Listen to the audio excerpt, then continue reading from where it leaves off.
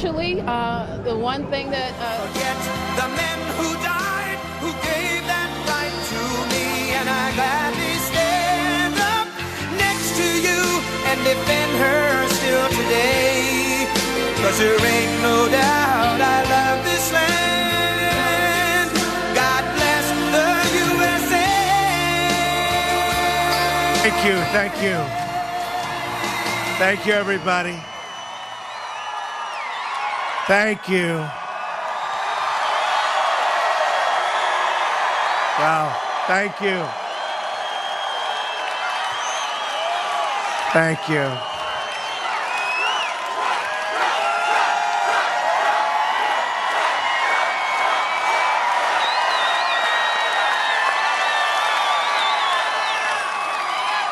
So the weather was really bad. Really bad. And they said, you know, these are great people in North Carolina. They won't mind. No, but they said they won't mind, sir, if you canceled and made it another time. And I said, what? And they said, we have a big crowd, but they won't mind just because the weather was so terrible. So I said, you got to be kidding. So we've been driving for 2 hours. We landed at like a long ways, but there was no way that we weren't showing up tonight. That I can tell you. That I can tell you. Yeah, we couldn't land at your local airport. We landed a long ways away. I said, boy, let's put it this way. The drive was about 3 times longer than the flight. But we made it. That's all that matters, right? We made it. And I'm here today for one main reason, to thank you, the people of North Carolina, for being so incredible. We want to thank you. You went out and pounded the pavement. You organized your fellow citizens and propelled to victory a grassroots movement, the likes of which nobody has ever seen before. And that's beyond our country. And I want to give a special thank you to the incredible military families, service members, and veterans of North Carolina.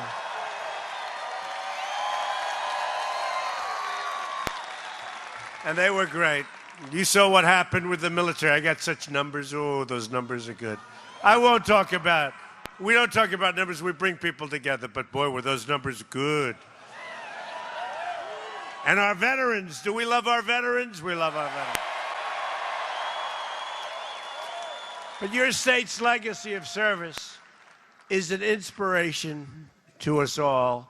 North Carolina has produced many of the finest soldiers, airmen, sailors, and Marines the world has ever seen. So true. Our men and women in uniform represent the absolute best of us. We must follow their example, working in unison toward a shared goal across every social, racial, and economic line. They understand that to accomplish the mission, we must all be pulling in the same direction. We have to get together. They know that we must leave no man or woman behind. These patriots have shed their blood to defend our country in distant fields of battle across the earth. Our debt to them is eternal and everlasting. Amazing people. Amazing people. And you know, we have a very special person here tonight who we're going to introduce very shortly. Boy, it's been such a popular choice. We salute their sacrifice and we salute the flag they fought to protect. We love our flag, right? We love our flag. We love our flag. And we don't like it when we see people ripping up our flag and burning our flag. We don't like it. We don't like it. And we'll see what we're going to do about that, okay? We're going to see. Tomorrow is the 75th anniversary of Pearl Harbor. It's a milestone that marks the ultimate sacrifice of those who wear the great uniform.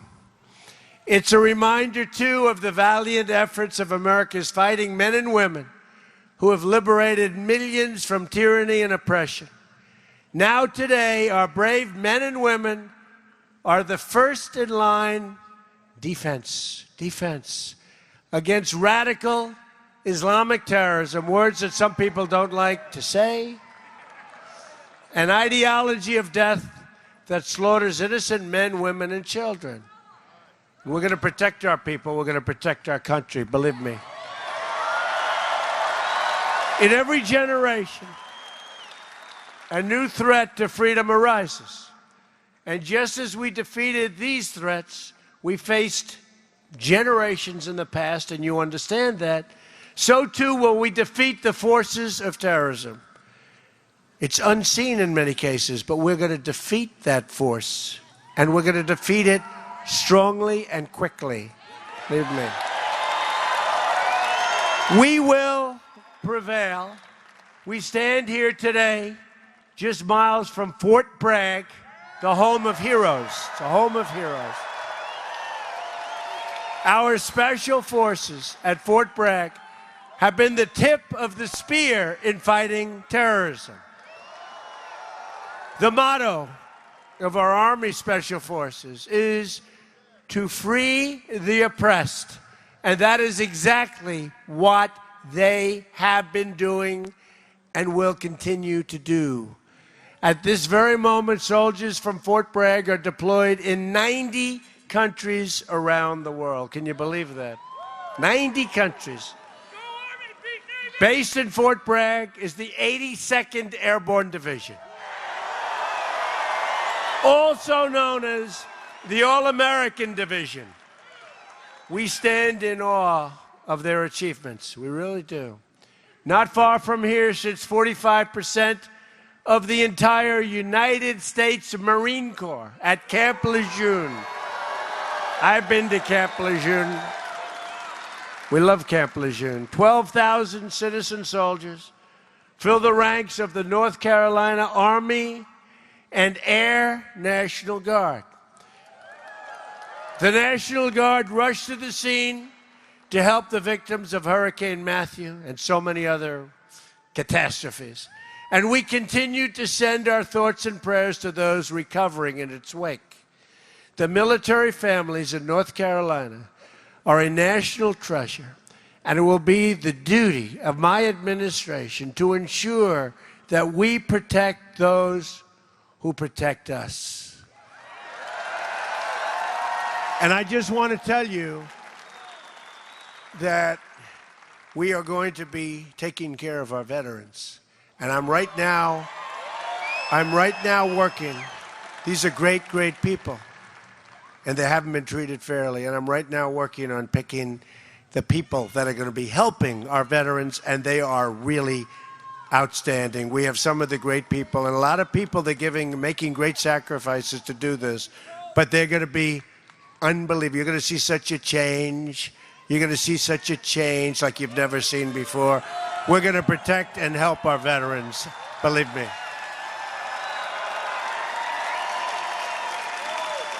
That brings me to the second reason that I'm here, to discuss our action plan to make America great again, beginning with the rebuilding of our military. And we will. You're going to see it. I'm so looking forward, probably next week, you're going to see what we're going to do to take care of our vets. It's going to be announced. A lot of things are going to be announced. Stay tuned, folks. Here are the priorities that will guide our military and veterans policy. All men and women in uniform will have the supplies, support, equipment, training, services, medical care, and resources they need to get the job done incredibly well and perfectly. You watch. The best care in the world for our veterans, both at public and VA facilities, as well as the right to see a private doctor when the lines are long. I've been saying this for the last year and a half. You know, people are waiting in line for 7 days, 8 days, 9 days. Longer. He just said longer. Longer than that. And when that happens, you're going out to see a private doctor, a private hospital, a public hospital, somebody that can take care of you, and we're going to pick up the bill. And it's going to be, not only is it going to be great for you and life-saving in many cases, it's going to be less expensive. And I'm saying, why didn't they do this in the past? Why didn't somebody do this? There's not going to be any more waiting for our great people online for weeks to see a doctor. And finally, a commitment to only engage the use of military forces when it's in the vital national security interests of the United States. We don't want to have a depleted military because we're all over the place fighting in areas that just we shouldn't be fighting in. We're going to have such a strong, powerful military. It's not going to be depleted any longer. I mentioned equipment previously, and I said equipment. We're going to have the finest equipment in the world. It's going to be new. It's going to be modern. It's going to be clean. It's going to be the best. That's what we're going to have. We're not going to be a depleted military anymore. From now on, it's going to be America first. America first. We will stop racing to topple foreign, and you understand this, foreign regimes that we know nothing about, that we shouldn't be involved with. Instead, our focus must be on defeating terrorism and destroying ISIS. And we will. Any nation that shares these goals will be our partner in this mission. We won't forget it. We want to strengthen old friendships and seek out new friendships. Rather than a rigid dogma, we're guided by the lessons of history and a desire to promote stability all over, and strength in our land. This destructive cycle of intervention and chaos must finally, folks, come to an end. Come to an end. We've spent, at last count, $6 trillion in the Middle East. And our roads have potholes all over. Our highways are falling apart. Our bridges are falling. Our tunnels are no good. Our airports are horrible, like third world countries. We got to start spending on ourselves. But we've got to be so strong militarily, like we've never, ever been before. Remember that. Like we've never been before. We seek harmony and goodwill among the nations of the world. And we believe that respect for mutual sovereignty helps form the basis of trust and understanding. But we don't want people taking advantage of us anymore. We don't want countries taking advantage of us anymore. We don't want that. We don't want that. We want to be the smart people. We don't want to be what we've been over the last long period of time. We build up our military not as an act of aggression, but as an act of prevention. We pursue and build up arms not in order to seek conflict, but in order to avoid conflict. We want to be strong. In short, we seek peace through strength.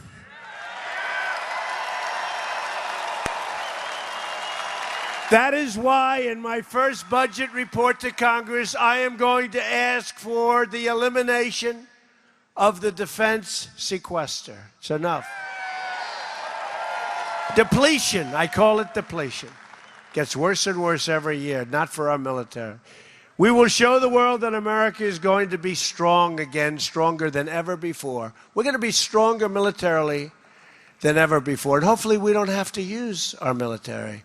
But we're going to be stronger than ever before, and there's rarely been a time when we've needed this strength more than we have right now.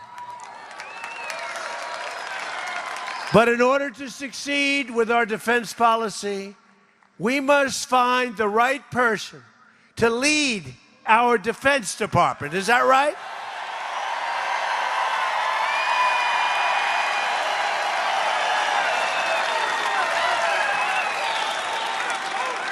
This is why I'm proud to formally announce today my intention to nominate General James Mad Dog Mattis as the next Secretary of Defense for the United States of America. Jim is a Marine Corps four-star general, the former commander of U.S. Central Command and NATO's Supreme Allied Commander. For transformation, this is going to be so great for us. He led an assault battalion in Operation Desert Storm, and you saw what that happened. That was the way you're supposed to lead it. There was no games. Mad Dog plays no games, right? Led the forces that went after the Taliban and commanded the 1st Marine Division in Iraq. He is one of the most effective generals that we've had in many, many decades. An extraordinary leader of our time who has committed his life to his love for our country. General Mattis is the living embodiment of the Marine Corps motto, Semper Fidelis, always faithful. And the American people are fortunate that a man of this character and integrity will now be the civilian leader atop the Department of Defense. Under his leadership, right? Under his leadership, such an important position, we will rebuild our military and alliances, destroy terrorists, face our enemies head on, and make America safe again. It is now my honor and privilege to welcome to the stage your next Secretary of Defense, General Mad Dog Mattis. Thank you.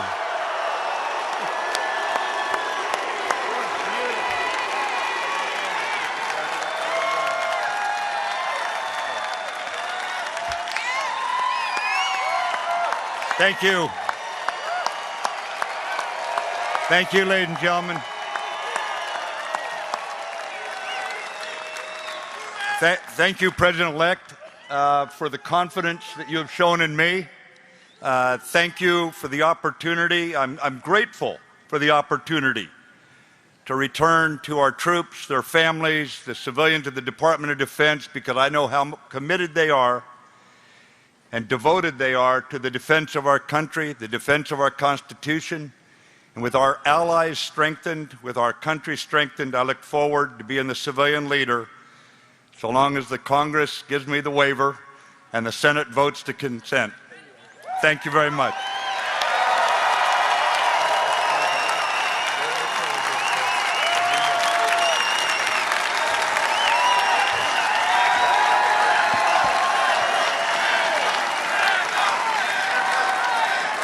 What a great guy. He's going to be incredible.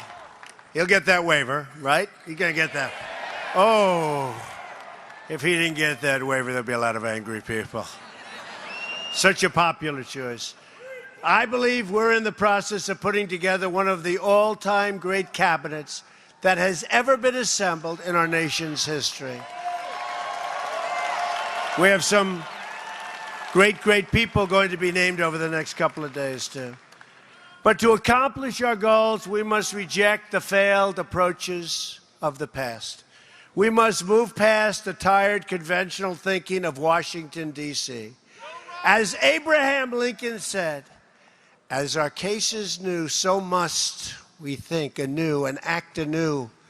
My plan begins with bold structural reform to create millions of good-paying jobs and even great-paying jobs. You've been seeing what's been happening over the last couple of weeks.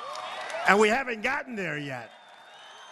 We haven't gotten there yet. We were very proud of saving 1,100 jobs in Indiana with the help of Mike Pence, Vice President-elect, who's incredible. We're very proud of Mike Pence, by the way. Whether it's producing steel, building cars, or curing disease, we want the next generation of innovation and production to happen right here in America and right here in North Carolina.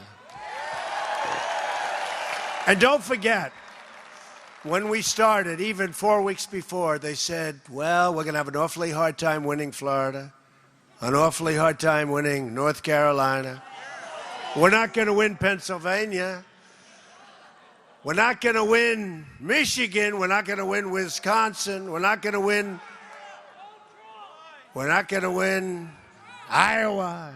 And Ohio's going to be tough. So it started out, we won Ohio by more than 8 points. We won Iowa by a massive number, 10 points. Then we went down and we won Florida. Remember that fantastic evening? We have breaking news. Donald Trump wins Florida. Donald Trump wins North Carolina.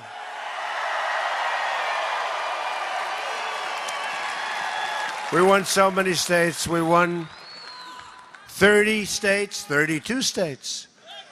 We won so much, and we just kept winning. And then we topped it off by winning Pennsylvania, winning Michigan, winning, right?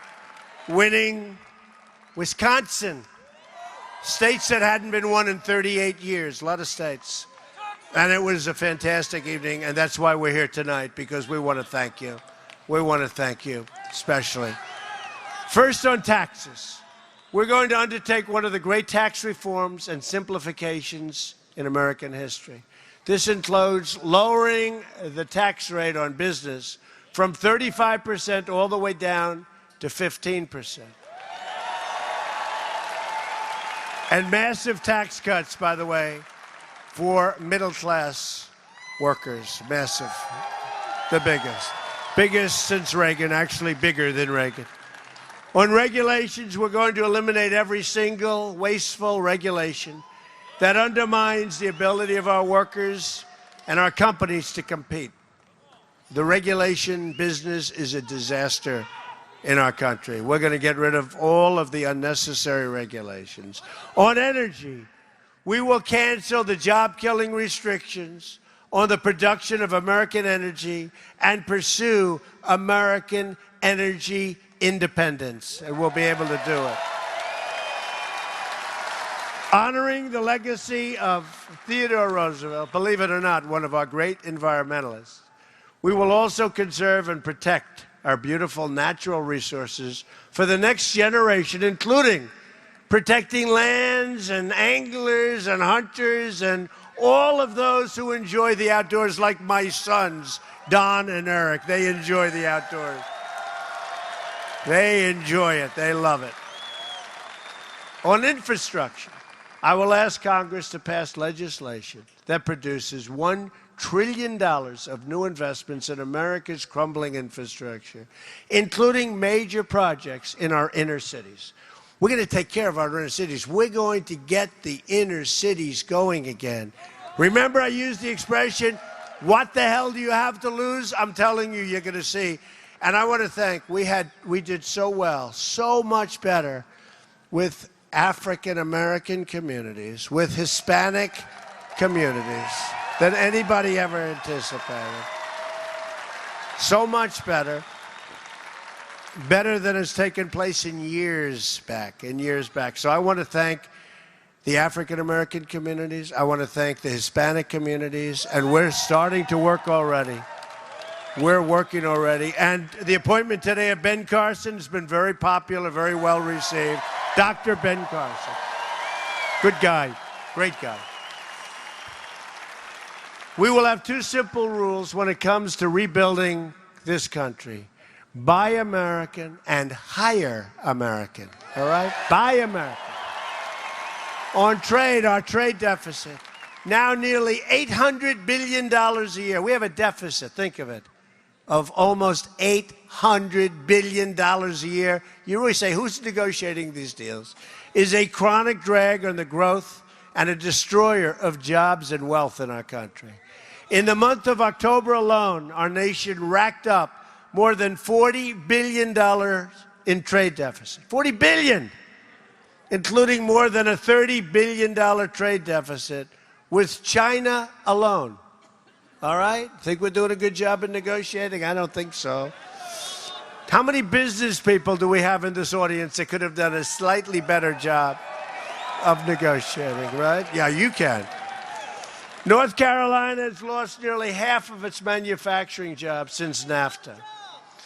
America has lost 70,000 factories. Think of it, 70,000 factories since joining the World Trade Organization. Or think of it. So China joins the World Trade Organization, and since that time, we've lost so much. 70,000 factories. We're living through the greatest jobs theft in the history of the world. There's never been a jobs theft like what's happened to this country. And we stopped some of it a little bit because we just started, but we haven't really started because we don't really start till January 20th, but we're stopping. And one of the wealthiest men in the world, you saw it today, maybe, did anybody see it? Masa, right? Masa, great guy of Japan. He's pledged that he's going to put $50 billion into the United States because of our victory. He wasn't investing in our country. 50 billion. 50,000 jobs. 50,000 jobs he's going to be investing in. He's a great guy. A Trump administration will renegotiate our terrible trade deals, stand up to foreign cheating, and defeat every last American. And we will do this. We will defeat the enemy on jobs, and we will defend American jobs. We're going to defend American jobs. And we have to look at it almost as a war, because that's what's happened to us. That's what's happened to our workers. These are great people. And boy, did they come out to vote. Remember they said they don't exist? They existed. They existed. Believe me, in millions and millions of people poured out to the voting booths, and they voted. Big league. That's why we had these kind of victories. We had states where we would win by 30 points, 35 points, 40 points. Amazing. And if a company wants to fire their workers, leave our country, and then ship their products back into our country, there will be consequences. I'm sorry. There will be consequences. Big consequences. On health care reform, every day, the law known as Obamacare is destabilizing our health care, really destabilizing it, surging premiums and forcing providers out of the market. If we don't act, the damage will be irreversible. We're going to act. That is why we're going to repeal and replace Obamacare. We have no choice. We have no choice. We have absolutely no choice. So we're going to repeal and replace Obamacare, and you're going to get health care at a much lower price with a much lower deductible. It's so high now, you really can't, and for the most part, you can't use it. But we are going to have great health care at a much lower price. On child care, I'm asking Congress to pass legislation to make safe and affordable child care accessible to all, and people like that. That's something that Ivanka Trump, did anybody ever hear of Ivanka Trump, right? Ivanka Trump has been fighting for a long time, and I have, and I agree with her. On crime, the murder rate has experienced its largest increase in 45 years. We are going to support the incredible men and women of law enforcement, and we are going to bring this terrible crime wave to an end. Highest in 45 years, the murder rate. On immigration, we will be the administration that ended illegal immigration. We will construct a great border wall, dismantle the criminal cartels, liberate our communities from the epidemic of gang violence and drugs. We will get rid of the drugs that are pouring into our country.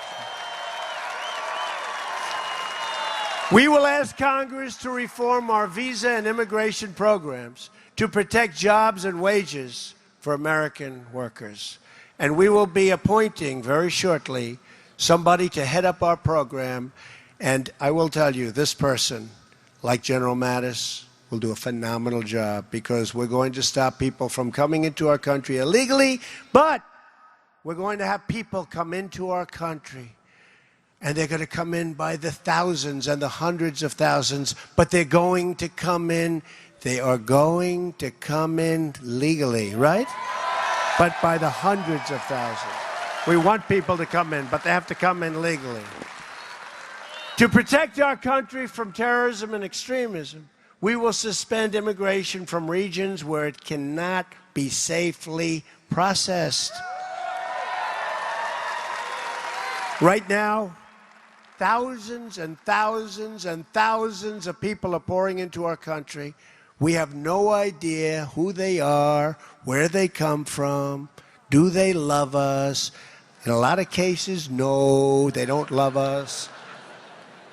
A Trump administration will always put the safety and security of the American people first. Okay, remember that.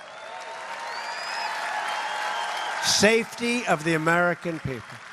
Ethics reform will be a crucial part of our 100-day plan as well. We're going to drain the swamp of corruption in Washington, D.C. We're going to. I will impose a 5-year ban on executive branch officials becoming lobbyists and a lifetime ban on officials becoming lobbyists for a foreign government. We face many, many challenges, but this is truly an exciting time to be alive in our country, and hopefully to be alive in many other locations, because we are representative to a large extent of what's happening in the world. The world is looking up to us, but they haven't been looking up to us much. And they are going to start looking up again. We're going to be good for the world, not just good for our country. The script to what we're doing is not yet written. Remember, this has been a great, great movement, the likes of which they've never seen before. The likes of which those folks back there that write the stories, no, I'll tell you. And they're saying it. They've never seen anything like this before. It's one of the great political phenomena of all time. And we're going to show them. We're going to do a great job. We're going to create a safe country. We're going to create a prosperous country. We're going to have jobs again, great jobs, not bad jobs, real jobs. And it's going to be something special. And hopefully they're going to write the truth. We do not know what the page tomorrow will read. But for the first time in a long time, what we do know is that the pages will be authored by each and every one in this room and in our country, by you. It's going to be authored by you. Together, we will raise incomes and create millions and millions of new jobs. It's going to happen. It's already happening. You see what happened today. We will reestablish the rule of law and defend the Constitution of the United States. And by the way, we will be appointing great, great Supreme Court justices, you see. We'll be starting very soon with one to replace Justice Scalia. Great man. We will protect the right of every American to live in safety and peace. We will restore and respect, and we will respect people's rights. We will respect constitutional rights. And for all America, we will respect our great American flag again, believe me. We will heal our divisions and unify our country. When Americans are unified, there is nothing we cannot do. Nothing. No task is too great, no dream too large, no goal beyond our reach. My message tonight is for all Americans from all parties, all beliefs, all walks of life. It's a message for everyone. No matter your age, your income, your background, I'm asking you to join us in this great adventurous world that we're living in. We're going to make it less adventurous. We're going to make it safer and better than it's ever been before. I'm asking you to dream big again as Americans. I'm asking you to believe in yourself, to believe in your country, and to believe in your future. Because we've got a great future. What I've seen more than anything else is how great the future of our country is going to be. And if we do that, then all together, we will make America strong again, stronger than ever before. We will make America rich again. A lot of people don't like the sound of that, but we need that to take care of our military, to take care of our veterans, to take care of all of the things that we have to. We're going to be a rich nation again. We're going to be a wealthy nation again. We're going to make America. We're going to make America, like it says on all of those caps, those millions and millions of caps that have been sold all over this country, and all of those signs. We are going to make America great again, greater than ever before. Thank you, North Carolina. Thank you. We love you. God bless you, everybody. We'll be back soon. Thank you, North Carolina. Thank you.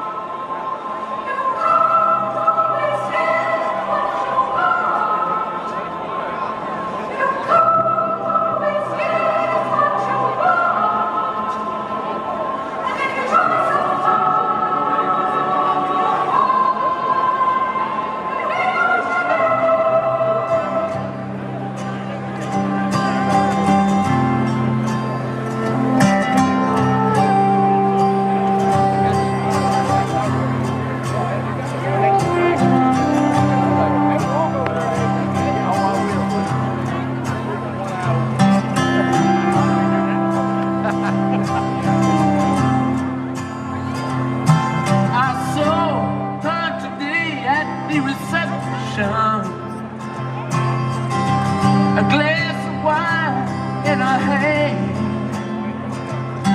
I knew she was gonna meet her connection. At her feet was a footloose man. You can't always get what you want. You can't always get what you want. You can't always get what you want. But if you try sometimes, you might find you get what you need.